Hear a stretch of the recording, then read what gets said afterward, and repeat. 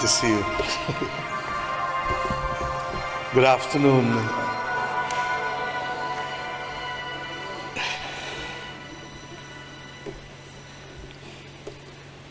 Mrs. Gracia Michelle, or shall I say Mama Gracia.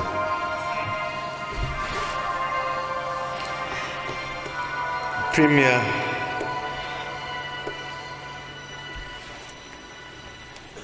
Namuso, I feel as though I know you already. Leaders of government, all.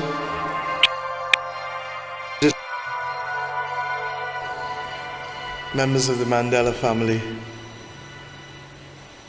Members of the Zuma family. My friend who last hosted me 20 years ago on my last trip to South Africa, Mr. Trevor Emmanuel and his wife.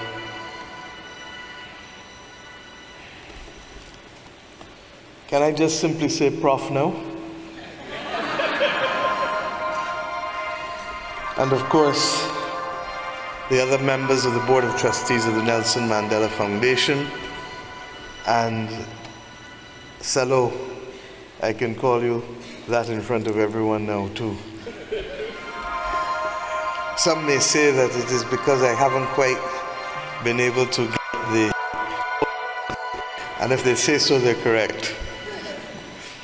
But let me say good afternoon to all of you, and to say truly what a distinct honor and privilege it is to be here today.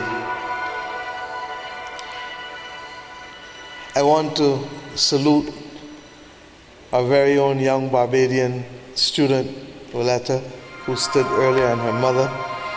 You will forgive me if I feel a little old because her mother was in school with me. It is a recognition of the passage of years. But let me start by saying how honored I am this afternoon.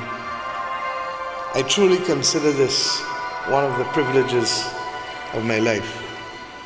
And I say so with all humility, because there are few people who I believe have stood out as a moral colossus on the global landscape. And Nelson Mandela stood as one of those men. The truth is that I'm distinctly honored as well to be here in KwaZulu-Natal. The Premier has already laid out why this location today is also special. Special for her as the first Premier of this province, special for me as the first female Premier of this province, I should say, special for me as the first woman leader of Barbados, special because in a very real way this marked the red line in the sand given the arrest of Nelson Mandela in this province. But special also because it is the home of Mahatma Gandhi, who is easily, equally in that pantheon of global heroes who have inspired us to a higher and better purpose in all that we do. I do not believe that anything is therefore by accident. And then, to that extent, I do not believe therefore that the message is inappropriate, ill-placed, or ill-timed. For to be here in this place at this time to speak to this matter of justice and solidarity is, in my view, one of those things that can perhaps be viewed as preordained. The battles have been long. The battles have been strong. And one of the things that I've come here today first to have discussion. There's a lot of, as I would say in Barbados, a lot of long talk, a lot of long words in the title. But what we've really come here to talk about this afternoon is justice, fair play. and solidarity. People who don't normally have the power on their own, working together and making that difference. Doing so in the context of calling upon us to summon that will for moral strategic leadership in really what will become not just the battle of our lifetime, but the battle of planet Earth. My friends, I must tell you that I come here today not as a singular Caribbean person dropping from the sky, but as one who comes after the efforts of many across the decades. And it may be useful for me to place context to that struggle, to make 2 points before I get into the meat of what I want to speak with you.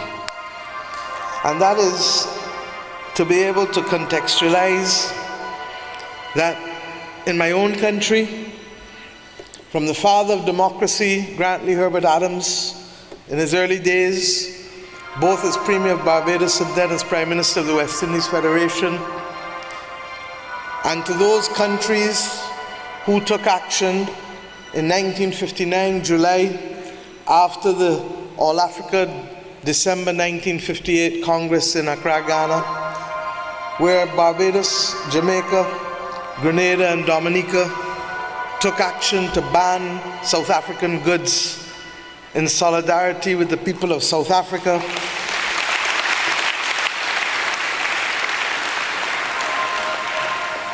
Recognizing that though they were thousands of miles away, there was an injustice being perpetrated, man's inhumanity to man, that required people who had little power to take a stand and to say, wrong is wrong. And their efforts were soon followed months later in April of 1960 in our sister island in Trinidad and Tobago, where the dock workers of Trinidad refused to take the cargo from South Africa off the ships in April of 1960 and refused to refuel the ship that had brought the cargo, recognizing that even though they were dock workers and not capable of great and grave decisions, they could do what they could within the space that they could. And their work was to be followed then, of course, by that titan of Caribbean revolution and social reform, Fidel Castro, El Comandante, who worked then with that other great Caribbean titan, Michael Manley of Jamaica, well known perhaps to many of you. And of course our own father of independence, Errol Walton Barrow, who worked with Fidel Castro in the struggle for the liberation of the peoples of Southern Africa by allowing the planes that left Havana, Cuba, to refuel in Bridgetown, Barbados, in order to bring the troops into Southern Africa, and in particular, Southwestern Africa.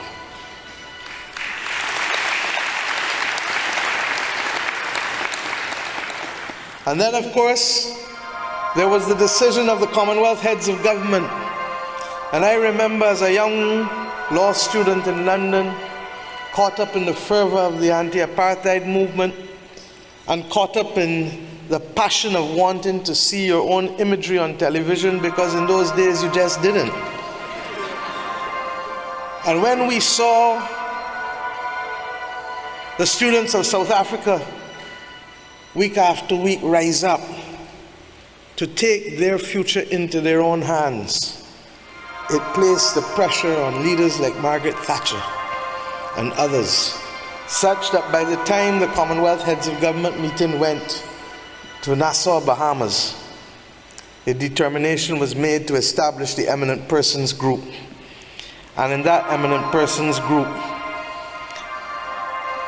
co-chaired by Malcolm Fraser of Australia and Chief Obasanjo of Nigeria, it also included a woman who was to become the first Governor General of Barbados, Dame Nita Barrow, who came here as one of the 7 persons to determine whether there could be a platform for talks and for release in order to ensure that the ungodly and unconscionable actions of apartheid could be brought to an end. Regrettably, their work was to be stymied by the then government, but they were capable and able at the time to meet Madiba. And it is instructive what they wrote in their unanimous report about Madiba in 1986, and I quote, "Having visited him on 3 occasions, what was their assessment? That he impressed us as an outstandingly able and sincere person whose quality of leadership were self-evident. We found him unmarked by any trace of bitterness, despite his long imprisonment. His overriding concern was for the welfare of all races in South Africa in a just society.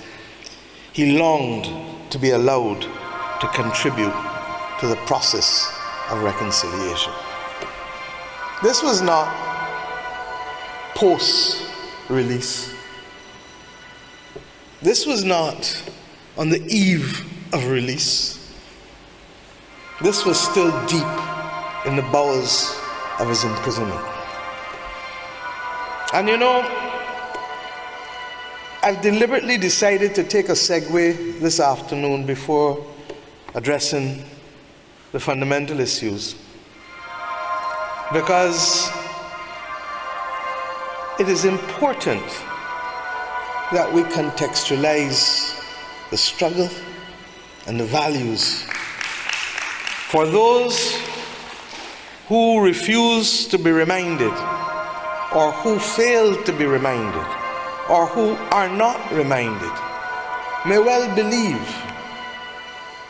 that this was as easy as dealing with the twinkle of an eye with the remediation and reparation of an awful thing.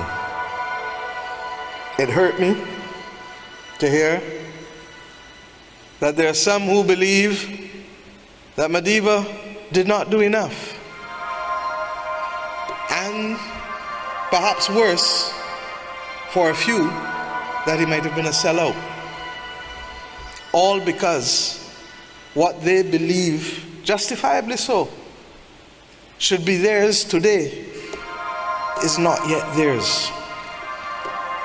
I've deliberately started this conversation this evening by carrying you back to the 1950s and stopping in the 1980s and stopping again in the 1990s. Because if there is any one single truth, it is that each of us runs our leg of the relay. And the baton is all that can be required of us to carry.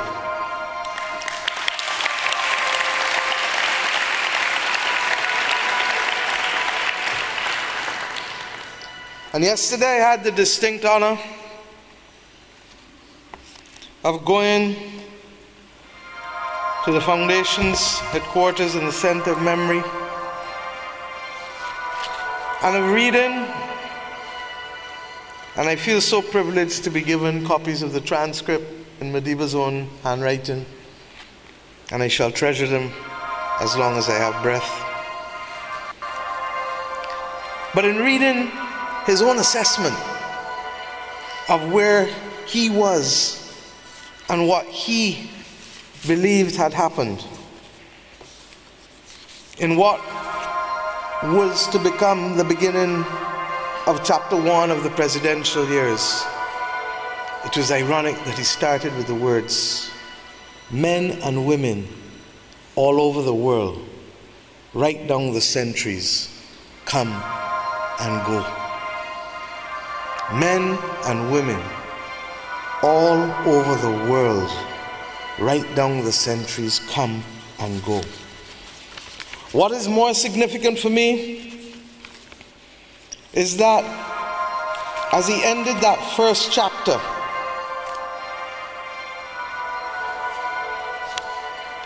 he also reflected on the fact that he sought at no stage for the fame that was to follow him, and that the notion that he could be regarded as a saint was one that he thoroughly rejected. In the last words, I never was one even on the basis of an earthly definition of a saint as a sinner who keeps trying.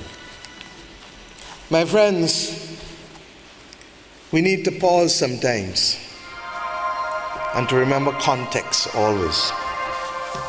And I do so because in a very real sense, that which I've come to address you today on too is the subject of a great struggle, and will be the subject of a struggle that will require many different people to run their different legs of the baton, of the race, to hand over the baton. And the example of Madiba is the example more than any other that I would want us to hold on to, because in so doing, it is the values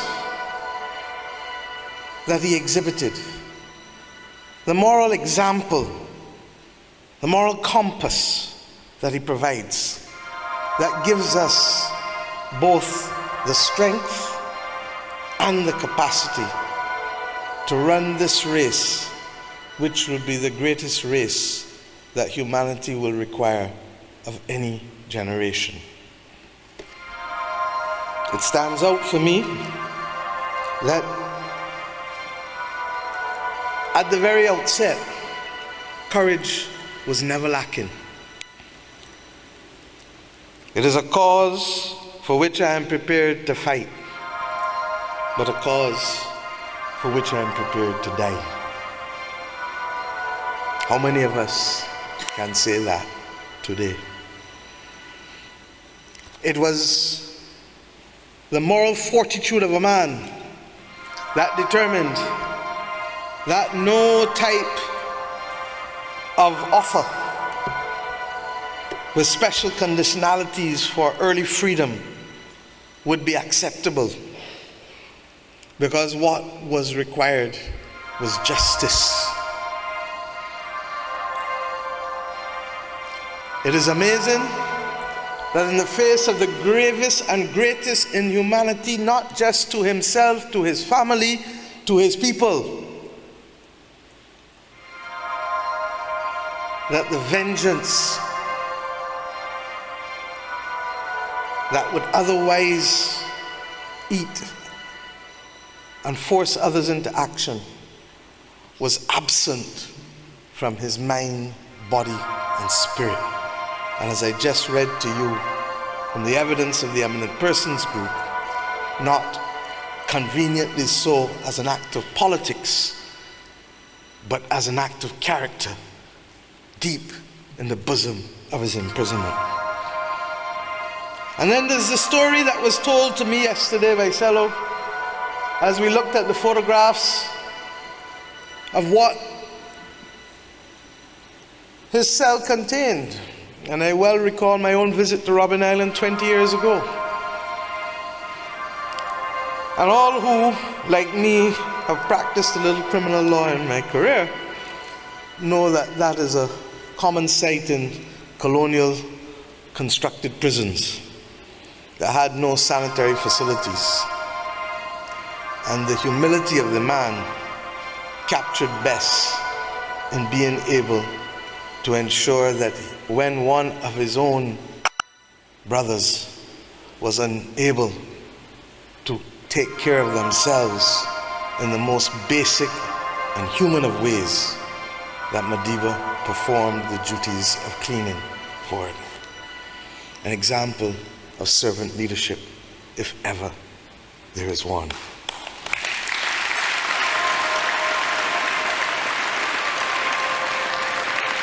So forgive me if I have strayed a bit, because I believe that in this world where everything is instantaneous and quick, and where people expect results like that, we sometimes need to remind ourselves of the context of the struggles that we fight, and to remind ourselves of what truly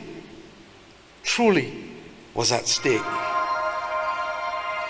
There's some young people who would simply now, 3 decades after his release, will only know of Nelson Mandela in the context of a history book or in the stories told by others, but would not appreciate what it is to be prevented from being able to love who you want, to work where you want, to live where you want, to do what you want, in ways that are simply not capable of contemplation today. But we can't talk about economic justice and economic opportunity if the basic aspects of freedom have not been guaranteed.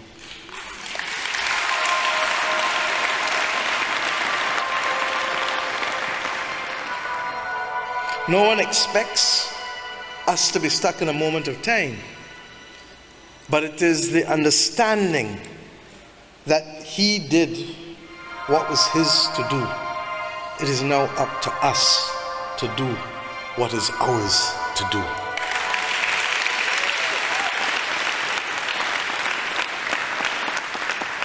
And it is for that reason I've come to KwaZulu-Natal.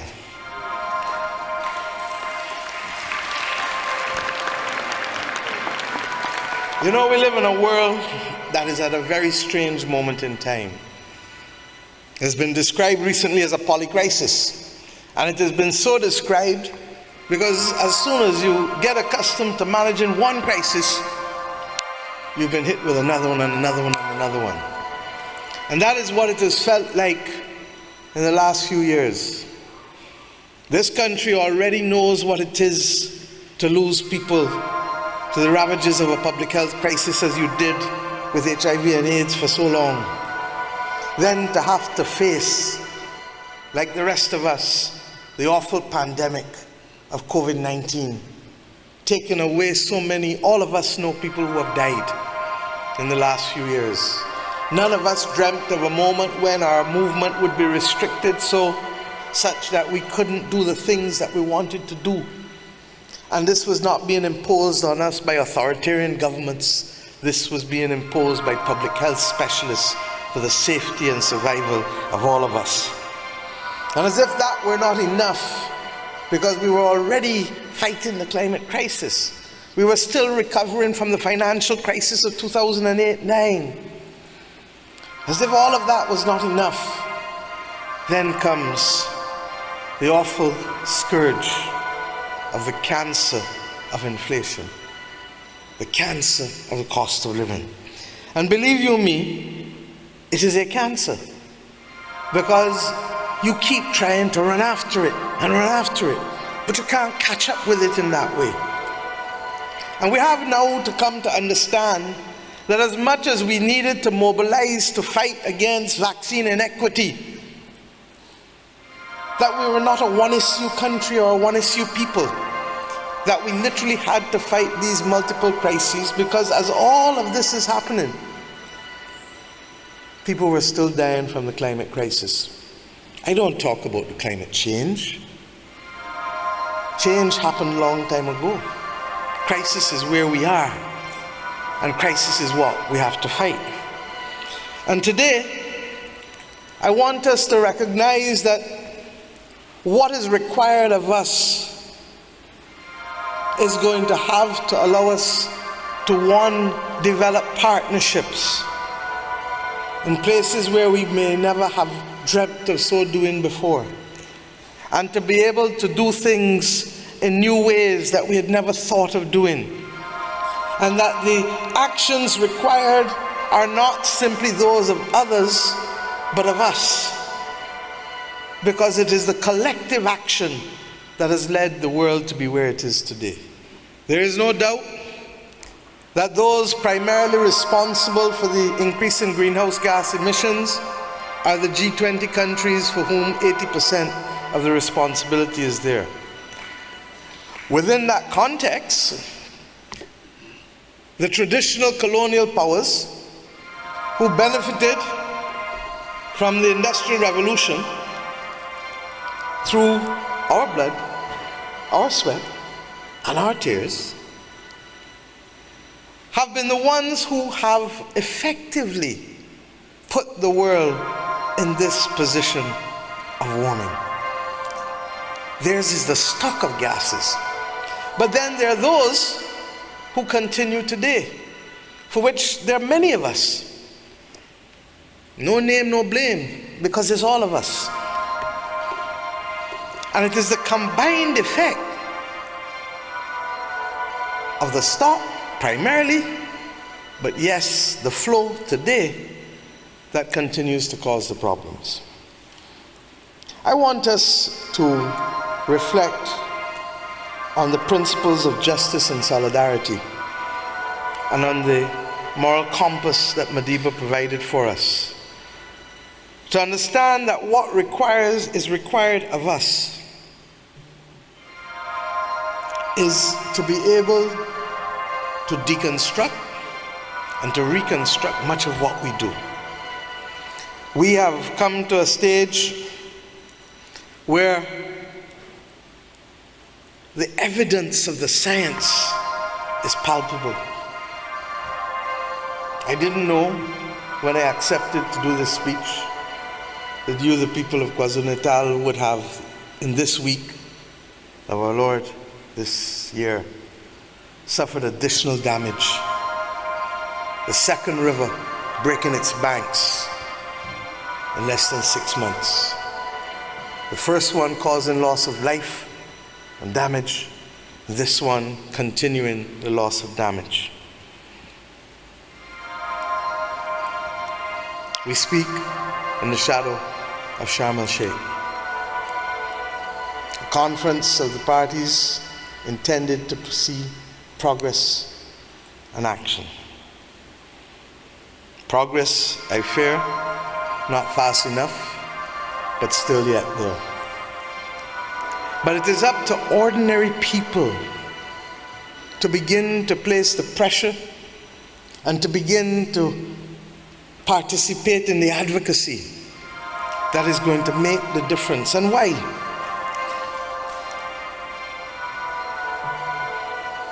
The consequences of the climate are now multidimensional of this crisis. I spoke just now of the loss of life. I could easily speak about the loss of livelihood. I can speak equally of the loss of dignity, the loss of shelter, the loss of family, the loss of culture, the increased number of climate migrants that we will see moving across this earth. You know, it really hit me when a former governor of the Nigerian Central Bank said to me that 80% of southwest Nigeria is above the poverty line and 80% of northwest Nigeria is below the poverty line. And then you start to look at the realities of what people face on this continent and what people face in the islands of the Caribbean Sea, the Indian Ocean, the Pacific Sea. And we begin to understand that what is at stake now is real poor people. Nobody believed that the people of Montserrat would ever have to leave their island because of a volcanic eruption. And the notion that climate refugees is something for others somewhere else is now proven to be a fiction. It is real and it is with us. And you here in this province have seen evidence of it this week. And in my own region last weekend in St. Lucia, the people of St. Lucia felt the ravages of the floods there, not the hurricane, the floods. In Belize City, a few days before, it was the hurricane. How many more hurricanes? How many more floods? How many more people suffering from drought, as is happening in Kenya, will the world endure and have to endure before action is taken? The difficulty is, and this is where the complexity of the conversation enters, is that it is not simply the commitments made on stage now that matter, but it is the capacity to deliver on those commitments.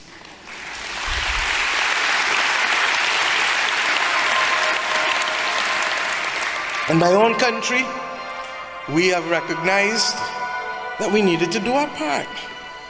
And I have repeated over and over that in making those determinations, we said, use electric cars, we'll give you a tax holiday. 2 years, we can't get the electric cars to buy. We've said, let every owner of their own house be entitled to have, as of right, photovoltaic panels, 2.5, 5, 10 kilowatts, depending on the size of the house. Can't get the batteries to deal with the storage necessary to allow these persons to do it. And that is why this week in Sharm el-Sheikh I called not just simply for capacity to match commitment, but also for us to ensure that we have a just industrialization. You see, the global south has for too long been the place from which wealth has been extracted, and for which there has been no determination to put back into the south the resources necessary to move from primary materials to finished product. And if you're like us in the Caribbean, where you're small, you are not only price takers, you have to hope you can get access to the product. The pandemic taught us that with vaccines, with ventilators, with other therapeutics, because you're just too small to anyone to notice you. And once there is global pressure on, there will be winners and losers, and small states count among the losers in those circumstances. Regrettably, we have come to a point where the necessary capacity to make the just transition, a phrase that you know well here in South Africa, the just energy transition, is no longer within our power alone. And it therefore means that we are likely to see more innocent victims, because the reality between our capacity to manage that transition and to see it happen is just simply not there. I hope that with the granular discussions taking place that we can see more activity. But the reality equally is this, that it costs money to bring about industrialization. And even when the global north seems to want to help us in the south, the cost of so doing has been made so prohibitive by an unfair financial system that it is almost impossible to achieve with the level of returns that are acceptable. And you know this better than I do in South Africa. In the global north, people will borrow at anywhere between 1% to 4%. In the south, you're struggling 12 and 14% in today's environment. When those costs are put into the business plan, the rates of return from the project all of a sudden just don't look attractive enough. And you ask yourself, why is there that disparity in the cost of borrowing? Why is there that disparity in the treatment of our peoples? Why is it that during the emerging market crisis, the international financial institutions promoted a constant prescription of currency devaluation and higher interest rates and fiscal austerity and an end to public bailouts, and there were sharp contractions and increases in poverty we saw in the nations who were so affected? But when their countries became the subject of the crisis, all of a sudden, the prescription was different. No devaluation, zero interest rates, fiscal expansion, massive bailouts. You only need to recall what happened in 2008. You don't have to go much further. In fact, the fact that we are seeing interest rates rise from zero tells you and reminds you of where it went because of the last crisis. The disparity in treatment, regrettably, is one of the remaining consequences of the colonial order. And we in the South have to determine whether we will continue to be victims of a process that was supposed to have been dismantled in the post-World War II era, with your own country coming almost 50 years after because of the apartheid system. It is simply not good enough. And we have, therefore, to change the discourse, not just to climate alone, but to the financial system that is underpinning and preventing us from being architects and craftsmen of our own destiny, rather than simply awaiting the handouts from others in the global north.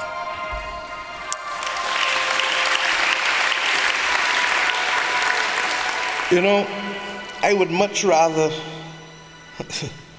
that I could be here talking other things today, because then we would have a fuller conversation. But the truth is that it is that injustice and that discriminatory treatment at the core of the financial system, in my view, that continues to limit the promise of political independence and decolonization that was promised to us.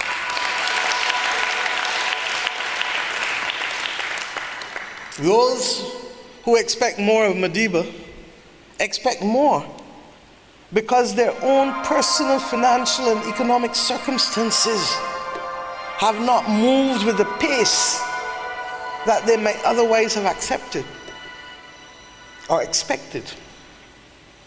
And it is for that reason that I believe that if ever there was a moment in time for the global South to rally around a cause, it is now. There are at least 50 countries who stand on the verge of a debt crisis as we speak today. It does not give me any comfort to say that the worst may yet still be before us. And I say so because one of the things that is necessary for those same younger people who wonder about Madiba's role is that the first thing we need to do is to moderate expectations and to bring context and reality to all that we do in today's world in this moment of a polycrisis. I spoke already about the inflation. I have not yet spoken, but perhaps should, about the Sustainable Development Goals, which is just simply our desire to have a better life. And those are being frozen as the numbers who are going back into poverty increase, as the numbers who face food insecurity increase. And at the core of it, I submit to you, are a few things that we need to do differently. One, yes, the reform of the financial system, and I'll come back to that in what we call the Bridgetown Initiative. But two, I want to speak to us, because we need to treat to government and governance differently. And we need to appreciate that if we treated to the pandemic purely as a government solution, most of us probably would never have succeeded. But it was the national effort to fight those battles that have allowed us to come out today in far better shape than we were and that we were expected to be in when we went in. And the partnerships now between citizen, community, and country, the ability for those of us who are above the poverty line to give back, and to give of ourselves in the spirit of Madiba.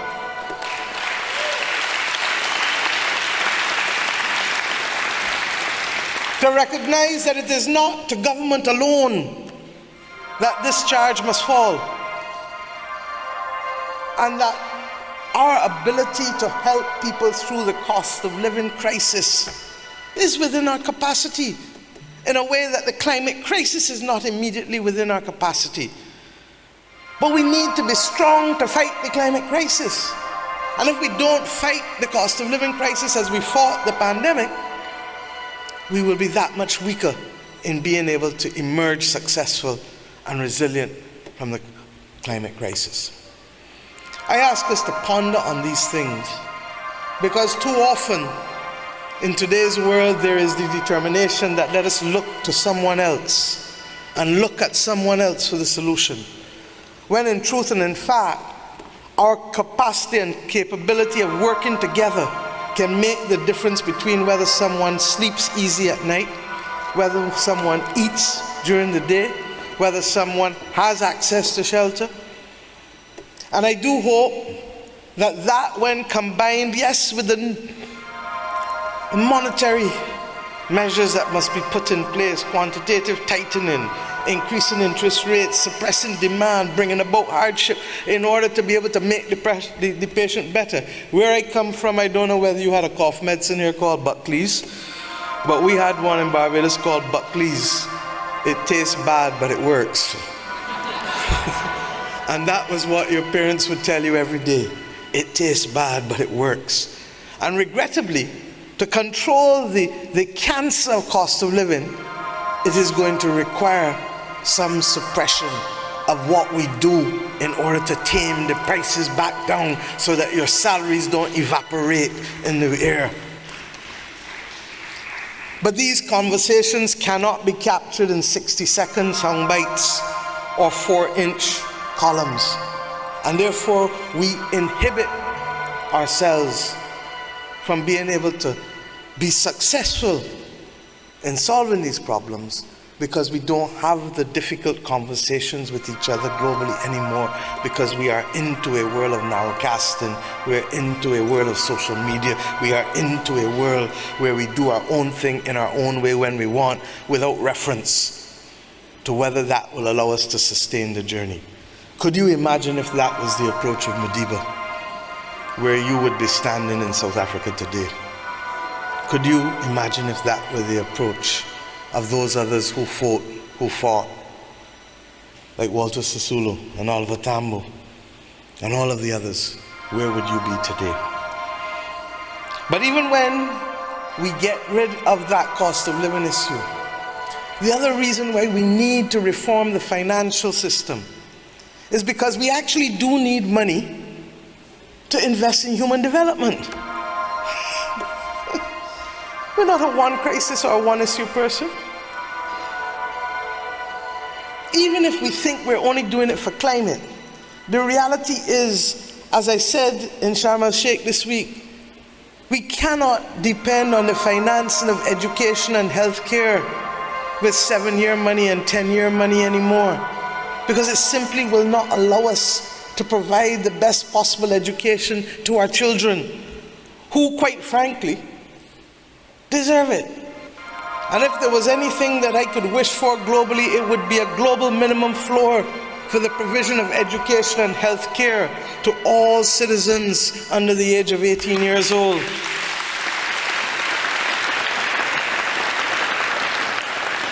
That's why we are human beings.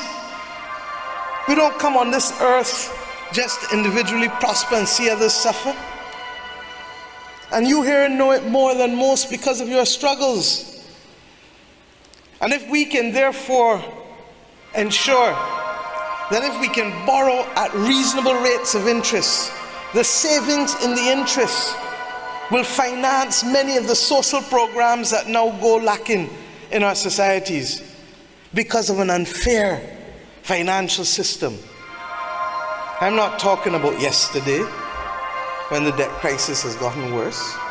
But 2 years ago, Greece and Ghana, same credit rating, but Greece borrowing at a fraction of what the government of Ghana could borrow on the international capital markets. For what reason? Because one is in Africa and one is in Europe? Geography? I do know about the safe assets, yes. But the safe assets are a construct of the international financial architecture that does not see us, does not hear us, and does not feel us.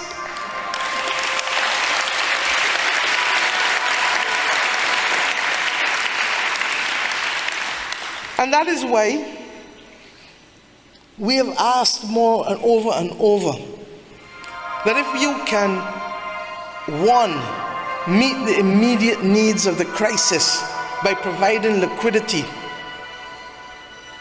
to those countries that most need it, to allow them to stop the bleeding. That's effectively what they're doing, stopping the bleeding. You can't operate on the patient while the patient is bleeding out. And thank God, the International Monetary Fund has the leadership that it does today, because without Kristalina Georgieva's leadership, God knows what would have happened to so many countries if the rapid credit facility had not been there in 2020 when the pandemic first started. But the problem is that that was for the pandemic starting. And I described a polycrisis, which means that the need for additional liquidity is still there. And it begs the question whether there ought not to be a different approach to these issues, allowing, for example, a standard liquidity drawdown that will immediately stop the bleeding without questions, without conditionalities, because if the bleeding continues, the financial crisis will eat in to our pockets, our bank accounts, our savings, our stability. That is what is at risk. And that is what happened 100 years ago with the Great Depression. And God forbid that it should be our future and not just simply an example of our history. Similarly, we believe that it is important that the multilateral development banks and the World Bank, otherwise known as its proper name, the International Bank for Reconstruction and Development, needs to exercise greater risk appetite and to step up to the plate where it has not been sufficiently found during this polycrisis moment. Our countries cannot do it alone. And I don't say so with any rancid tone in my voice. I say so more as a plea now at this stage. The International Bank for Reconstruction and Development of the 20th century, with the crises of the 20th century, cannot be the International Bank for Reconstruction and Development of the third decade of the 21st century when the crises are different. You may ask why I'm spending so much time on these issues. Because these are the issues that will determine whether we can provide more financing for education to ensure that we can reduce the level of crime in our societies. Whether we can provide more financing so that we can provide health care to those who truly deserve it and who therefore can boost their immune systems such that they are not vulnerable to the next pandemic whenever it comes unnecessarily so. As we learned with the last pandemic, that it was the comorbidities that took out the weakest from among us. These are the unsexy things that some may have wanted Madiba to solve in 5 years, but require us to solve in a few decades.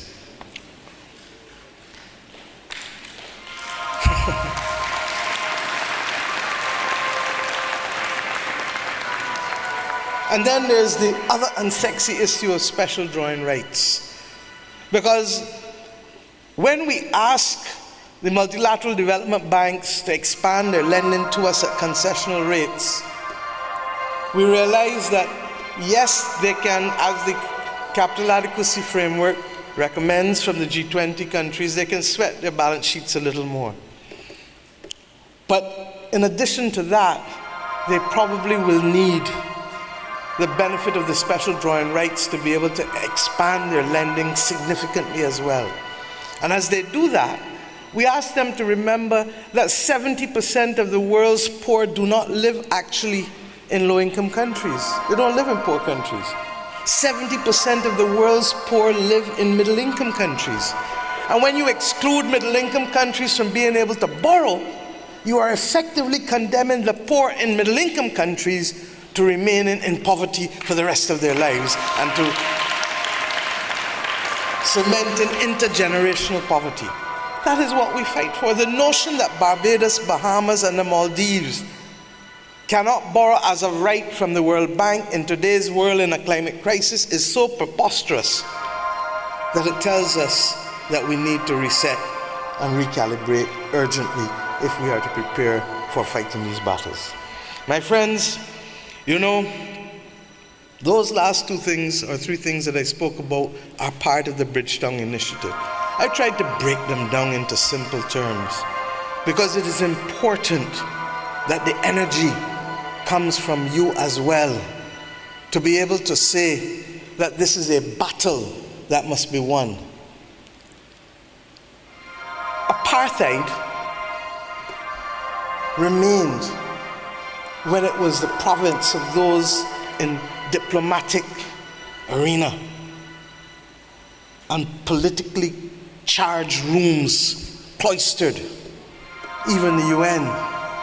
But when the children of this country determined that they were not going to be those guinea pigs to be forced into the language of Afrikaans and took their future into their own hands and had a level of militancy that said not another generation, the battle changed and the conversation changed. The climate crisis is no different. And if we are to ensure that these same children and their children and their children are to live appropriately in today's world, then it is critical that this battle now be embraced at different levels. I can't imagine it would have been easy for Madiba to learn Afrikaans, either emotionally or technically. But he did it. Because in mastering the language and mastering the understanding of the culture, he was able to navigate his way out of 28 years of imprisonment.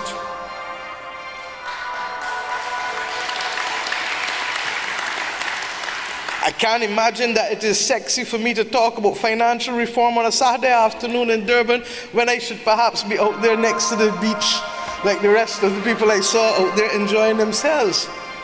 But if we are going to win this battle, then you need to learn what special drawing rights are.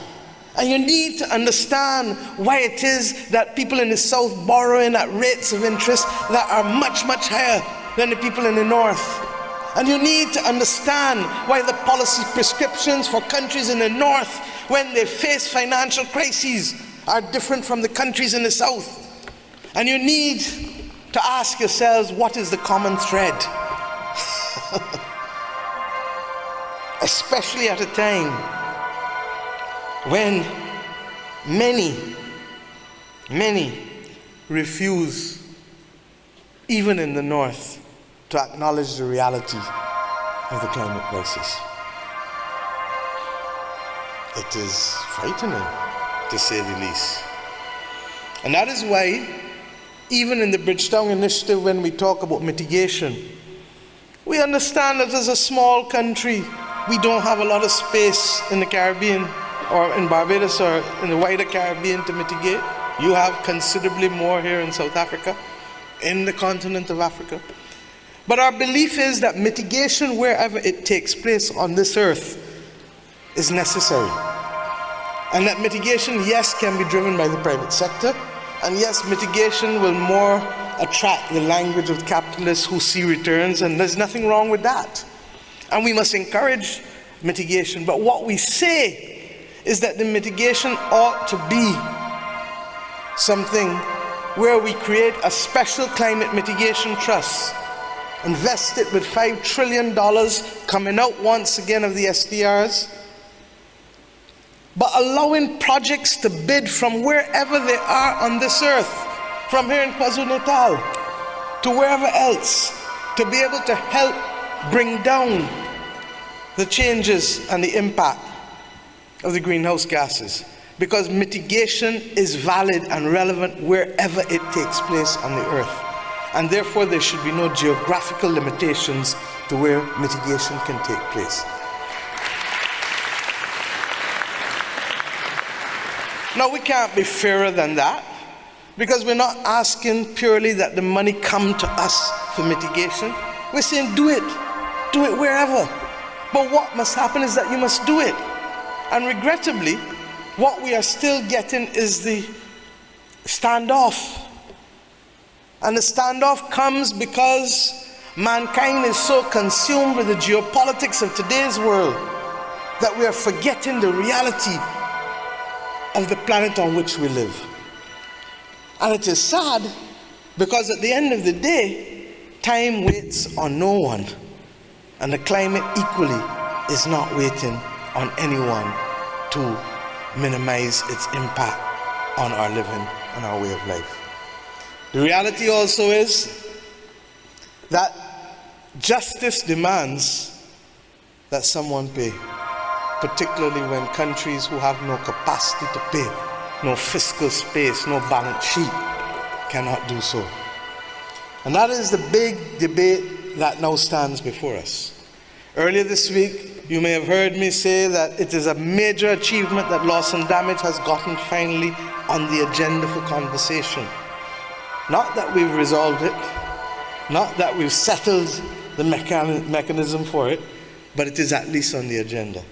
And I say so because it took Denmark in September, and subsequently Scotland, New Zealand, and Belgium in the last 2 weeks, however modest, establishing loss and damage funds to begin to say to the rest of the North Atlantic world that this is an issue, this is a conversation whose time has come. And I want to put it very simply to you. Trevor, if I lived next door to you, and every day I am dumping on your property, and the money that you had to send to school your children, or to pay for medical care for your wife, all of a sudden now has to be taken up to clean up the property because you can't sleep at night, you can't eat food in peace, then you would say that I should be sued, and that I must stand responsibility for the fact that I'm causing you to spend the majority of your earnings on being able just to live. Well, private law acknowledges it, and technically international public policy acknowledges polluter pays. But there is a fear of the developed world, the former industrial economies, I shouldn't say in the former, the industrial economies, the former colonizing powers, who knew how they got there, to accept liability, because they believe that in accepting liability it will be open-ended. Well, as a former Attorney General, I say we don't ask you for open-ended liability, but what we do ask you for is justice. And what we do ask you for is to recognize that we too accept, as reasonable people, that this is not a matter purely for the government or the state, but that there are non-state actors, multinational corporations whose balance sheets far exceed that of many countries in the world, and whose balance sheets get there by reason of the same pollution, who have a responsibility to pay. And I'm not into the bashing or bashiness, that's not what I'm about. But the Bible talks to us about tithing, and the Quran speaks to us about giving back to those. And we simply say that if you are going to make 100 cents in profit, $200 billion in the last quarter alone, some estimates explain that they may even reach $2 trillion in 1 year in profits. Then you have a responsibility to put something on the table in a loss and damage fund for those who are now having to pay out.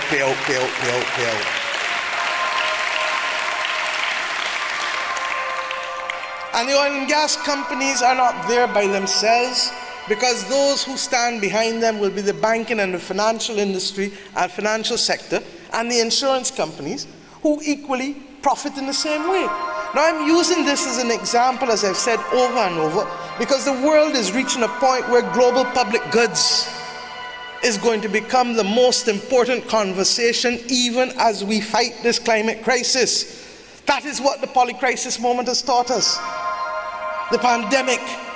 If we thought COVID-19 was bad, well, I'm here to tell you as co-chair of the Global Health Initiative that the antimicrobial resistance, the reality of you're going to a doctor or dentist for filling of a cavity, or going to have a baby, that you are at risk of infection that could kill you now if your body no longer responds to the antibiotics, because there is a resistance that has naturally been built up, and the pharmaceutical industry has not brought a new antibiotic to the market in 22 years. Fact. Why?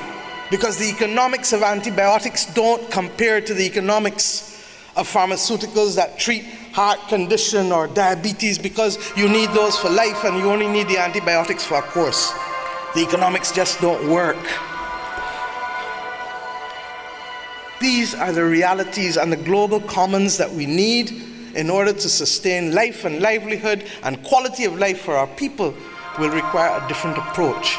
And therefore, the notion of non-state actors, predominantly companies, whether oil and gas, whether banking and finance, whether pharmaceutical, whether tech companies bridging the digital divide for education for young children, all have now to step up to the plate to provide a global fund that allows those countries who can no longer access it but through lack of fairness and lack of equity at the international level, in the same way that you knew during apartheid in your own years.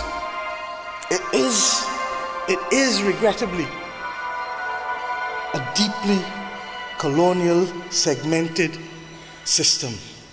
Some may even argue it is global apartheid. And who best to provide the example of moral, strategic leadership for us to win this battle than Madiba? I say to you today that we have a solemn duty, not just to look at governments, not just to look at multinational corporations, but also to bring to the table those who have large philanthropic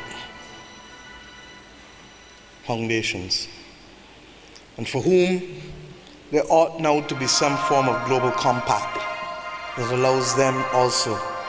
Many of them are doing it on their own, but perhaps we need more structure to ensure that there is a blended approach to the provision of a safe global commons for all of our people on this earth to function and to live in harmony. We are not going to get there by the twiddle of a nose.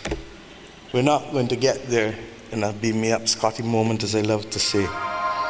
But it is going to require the mobilization of people like yourselves. And it is to happen at a time when much else that we have come to value as standards are also being questioned. No one would ever have thought that the United States of America would take days to count votes in an election.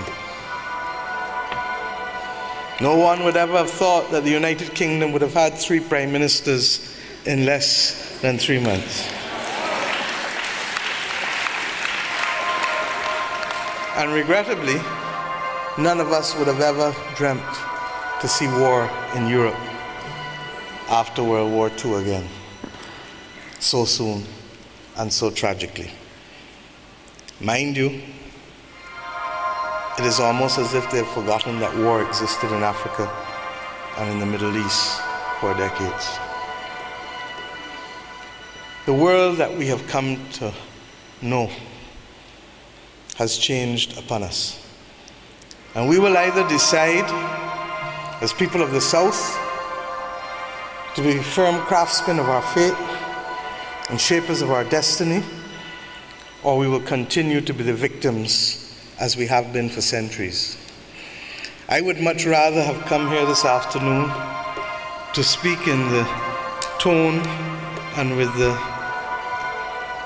response that a Trevor Noah would be able to do on a Saturday afternoon in Durban. But regrettably, that is not my lot today. But suffice it to say that we have now to do the heavy lifting of educating our people at all levels of society and across all countries for a global movement whose time has come. It is up to us to make the bold demands, just as Madiba did. Not unreasonable demands, in the same way that he restrained himself from unreasonable demands. It is up to us to also walk the higher road, because those who have been the victims of discrimination must not allow themselves to be imprisoned by the actions of those who sought to discriminate before, because that is a lonely and awful place to be. But what it does require of us is a fair and level playing field.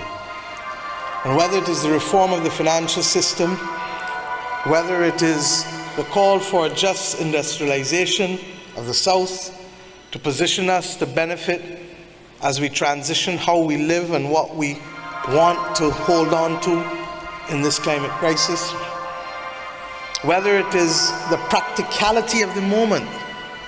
And forgive me if I address this for a minute, because for many, there is not a recognition that a just energy transition and a 2050 net zero still accommodates elements of fossil fuel, 20% of the energy mix globally. Natural gas, the clean bridge fuel, the hydrogen, but it does mean walking away from coal, and it does mean walking away from oil. But there are opportunities for natural gas, and there are opportunities for hydrogen. And perhaps the opportunities for natural gas may even be a little too much for a little too long, only because of the intransigence and the reluctance of others to move with the rapidity of speed that has been needed in the last decade. But the reality equally is that we cannot turn off the lights on our people tomorrow purely in the issue, on the basis that we are doing the right thing, because people must live and people must eat. It therefore means that that contextualization also needs to be there before people say, no gas at all either. We don't have that luxury in today's world anymore. And we lost the right to claim that luxury by governments that failed to move in the last 2 decades. So my friends,